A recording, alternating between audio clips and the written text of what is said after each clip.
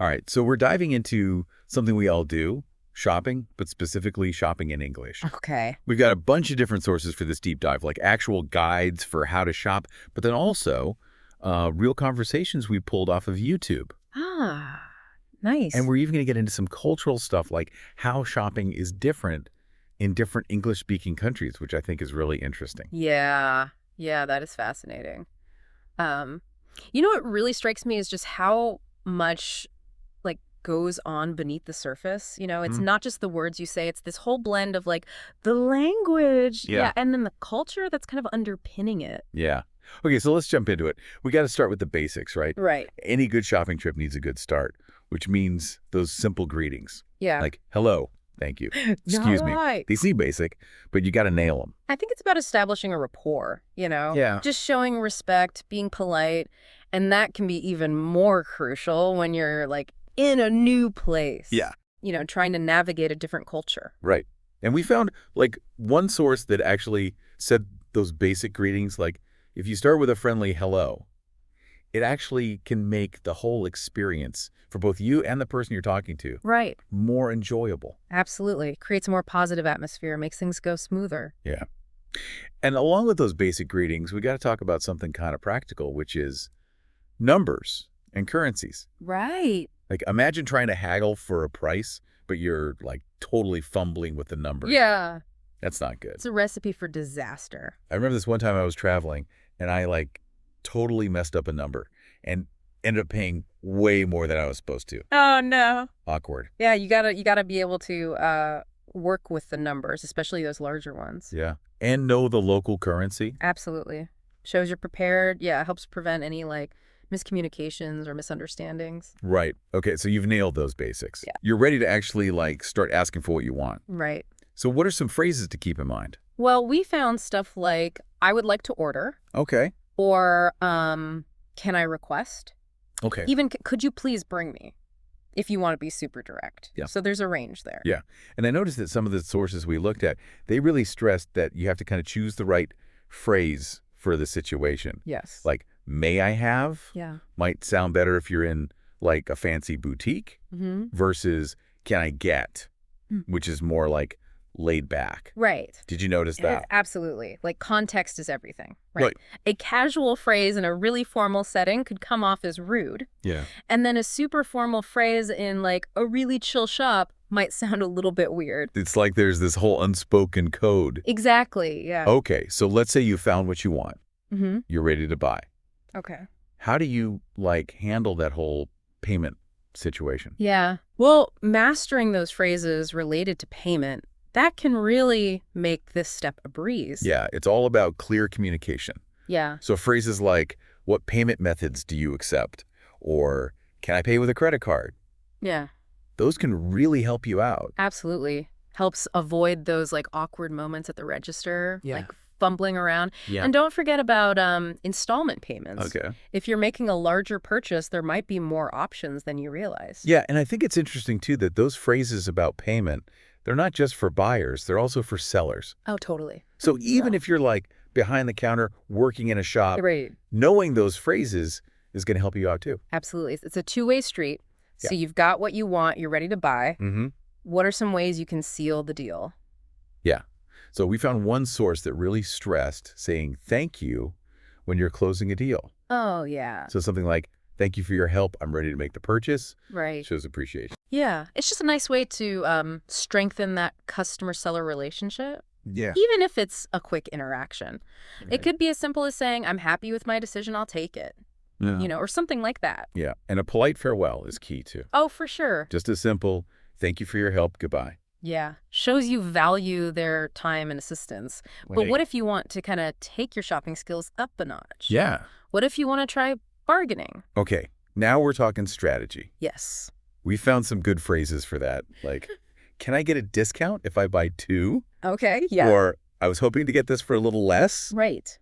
But I think what's interesting about those phrases is how well they work really depends on where you are. Oh, absolutely. The cultural context is everything. Yeah. In some cultures, bargaining is totally expected. It's part of the game. But in other cultures, it might come across as rude. Totally, yeah. I remember being in a market in Morocco, And haggling was like the thing to do. Oh, wow. Everybody was doing it. It was all in good fun. Yeah. But then other places, you try that, and people are going to look at you funny. Right. So you got to do your research. Definitely, yeah. Figure out what the norms are. For sure. You don't want to offend anyone. Right. Cultural sensitivity is key. Yeah. Speaking of cultural differences, one of the sources we looked at had some really interesting things to say about how shopping etiquette varies in different English-speaking countries. Yeah, it's fascinating. They pointed out that in the U.S., the approach tends to be more casual, more friendly, whereas in the U.K., it can be a bit more reserved. Right, more distance. Yeah. Did you notice any other differences like that? One thing that jumped out to me was like how salespeople interact with customers. Oh, yeah. It varies a lot. Like in Canada, they might be more like proactively helpful, but then in the UK, they might give you more space, let you browse on your own. It's so interesting how those unspoken rules kind of shape the whole experience. Absolutely. And being aware of those nuances can really prevent misunderstandings, make things go a lot smoother. Right. But sometimes even when you're super prepared, unexpected stuff happens. Right. Like, what do you do when things go wrong? Yeah. Like you get the wrong order or something's damaged. Okay, so you got to have those phrases ready for damage control. Yeah. Stuff like, excuse me, I think you've got the wrong order. This isn't what I asked for. Or, I'd like to return this. It wasn't what I expected. Yeah, I think it's all about, like, being assertive but polite. Yes, exactly. You have a right to address those issues, Yeah. but you want to do it in a way that's respectful. Yeah, absolutely. Yeah, And knowing your rights as a customer, that's huge. absolutely. Be empowered. Yeah, especially if you're in a new country. Right. Know what you're entitled to. Okay, so we've covered those trickier situations, Yeah. but let's get to the fun part. Yeah. How to sound like a natural... Okay, love it. What did we find? Oh, those YouTube transcripts, they were gold. Yeah. We found stuff like, I'm just looking around. Okay. Or a simple, do you carry? Right. Or even that classic, where can I try this on? It's amazing how those little phrases can make you sound like you've been speaking English forever. Totally. Okay, and we got to address the big one, online shopping. Oh, of course. It's taken over the world. I mean, it's everywhere now. So what are some of the, like, key phrases or concepts for navigating that world? Well, the vocabulary is surprisingly straightforward. You've got your add to cart, Right. checkout, place an order, Yeah. apply discount code. Can't forget those. Love a good discount code. Okay, so it's like a whole new world of shopping online. It is. But just like with in-person shopping, you still got to be aware of those cultural differences. Oh, absolutely. Things like shipping times, customs regulations, even how prices are presented. Okay. It can vary a lot depending on the country. So do your research. Always a good idea to be prepared. Okay, what about returns and exchanges? Yeah, sometimes things don't work out. Right. We came across some useful phrases for that, like, I'd like to return this item. It doesn't fit. Yeah. Could I get a refund? Yeah, the classics. The classics. And remember, that store's return policy is your best friend. Totally. Make sure you understand those terms and conditions before you buy anything. Especially online. Especially online, yeah. Some stores are more lenient than others. And keep those receipts. Yeah, always. Usually need them. They're essential. Okay, so we've covered a lot of ground in this first part of our deep dive. We have, yeah. From greetings to bargaining, cultural nuances, the online world. Yeah, it's been a journey. It has. Okay, so we're back, and we're going to keep going with all things shopping in English. Right. And in this part, I thought we could really dig into some of those everyday terms that you'll probably hear when you're out shopping. Okay. You know, just preparing for this, I was kind of struck by how many different kinds of shops there are. Oh, yeah. And like each one kind of has its own little vocabulary. Right? It's true. Like you've got your supermarket, which everybody knows, Yeah. but then you've got a boutique, which is more specialized, Right. or a flea market where you might find like hidden treasures. Right, yeah. It's amazing like how specialized it gets. Oh, absolutely. And then you've got the whole online world, too. Oh, yeah. It's like a whole other universe of shopping. So we've got all these different kinds of places to shop. Right. And then inside each shop, you've got all these different departments and sections. Yeah. And like each one has its own set of terms, too. It's like a language within a language. Like if you think about it. It is. You go into a supermarket, you've got your produce section Yeah. for all those fruits and vegetables. Then you've got your dairy section for milk and cheese. Right, in the bakery section, which is always dangerous for me. Oh, yeah. All those delicious breads and pastries. And don't forget the deli for those, ready-to-eat meals and snacks. Right. And, of course, no shopping trip is complete without a stop in the frozen foods aisle. Oh, yeah. Gotta have that. You can find anything in there. Pizza, ice cream. Everything. It's amazing. And, of course, then you end up at the checkout. Right. With the friendly cashier. Yeah. Speaking of cashiers, I remember we were watching one of those YouTube videos. Yeah. And there was this funny scene where a customer asked if they could pay with Apple Pay. Oh, yeah, I remember that one. Yeah. And the cashier was, totally cool about it. They were like, yeah, sure, no problem. They even jokes like, I'll take bananas if they're ripe enough. I know. It was so funny. But it also shows, how technology is changing the way we shop. It's true. And I think it shows the importance of, adaptability and humor. Absolutely. In those everyday interactions. Even when things get a little unexpected, a bit of humor can go a long way. It makes things more enjoyable, more human. Exactly. Yeah. Okay, so let's say you're in a shop and you're trying to describe what you're looking for. Okay. What are some good adjectives that we can use to describe products? Well, we found a whole bunch of them. You could use durable if you're looking for something that's going to last a long time. Right, or stylish if you're looking for something fashionable. Right, and affordable if you're on a budget. Yeah, that's always important. And high quality if you're looking for something, really special. And I noticed we saw eco-friendly popping up a lot. Oh, yeah, for sure. Which makes sense. Absolutely. Sustainability is, a big deal these days. It is, yeah. And then you've got those words that really appeal to our senses. Yeah, those are good. Soft, smooth, comfortable. Ooh, delicious. Yes. All those words that can really influence our decisions. It's like you're painting a picture with words. Totally. Okay, and we get to talk about sizes. Oh, yes, sizes. Whether it's clothes, shoes, whatever. The eternal quest for the perfect fit. I know. We found, those general terms, small, medium, large. Right. But then you also get into more specific measurements, like waist size and inseam for pants. Right, and shoe sizes can be a whole other beast. Oh, tell me about it, especially when you're traveling to different countries. Yeah. And they have different sizing systems. I've definitely had some shoe size mishaps in my day. Oh, yeah, it happens. You might need to do some conversions or, really study those size charts. And then you have online sizes, which can be even trickier. Oh, yeah, that's a whole other level. But the key is to, really read those size charts carefully. Yeah, and maybe even check those customer reviews. Oh, yeah, good tip. Yeah. See what other people are saying about the fit. Okay, so speaking of online shopping, we've got to, really dig into that. We do. It's such a big part of shopping these days. Yeah, it's huge. So what kind of terms and phrases did we find for online shopping? Well, we came across a lot of useful ones. You've got your add to cart, of course. No. Checkout, shipping address, billing information, order confirmation, and the all-important tracking number. Yes, got to have that tracking number. And, of course, all those discount codes and promotional offers. Oh, yeah, can't forget about saving money. And then you've got those verbs, those action verbs. Okay. That really drive the whole experience. Browse, search, select, purchase, review, and if necessary, return. Right. It's a whole vocabulary tailored to the digital world. It's interesting to me that a lot of online stores now offer things like live chat and customer support. Yeah, it's true. It's like they're trying to bridge the gap, Yeah. between that digital experience and the human touch. Yeah, they're realizing that even though it's online, people still want that connection. Absolutely. But even though it's online, you still have to be aware of those cultural differences. That's a really good point. Yeah. In some cultures, it might be totally fine to negotiate prices online. But in others, prices are pretty much fixed. Exactly. And things like delivery expectations, communication styles, they can vary a lot too. Okay, so cultural differences matter online as well. Absolutely. It's all connected. Okay, let's talk about something that maybe isn't the most fun part of shopping. Okay.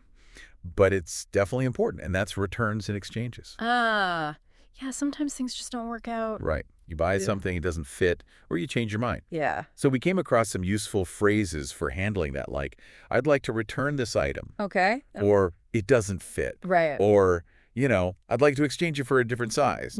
Or that classic, can I get a refund? And remember, that store's return policy is key here. Oh, totally, yeah.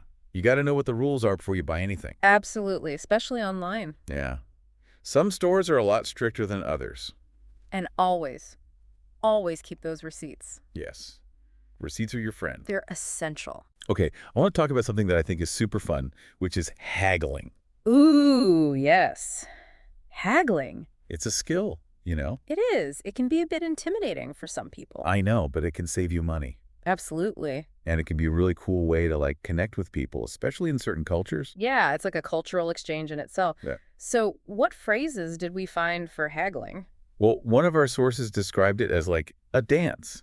Oh, interesting. Like, it's this back and forth where you and the seller are trying to find a price that works for both of you. Okay, yeah. So some good phrases to use, like, is this your best price? Right. Or can you give me a discount? Right. You know, just to kind of start that conversation. Those are good kind of gentle ways to open the negotiation.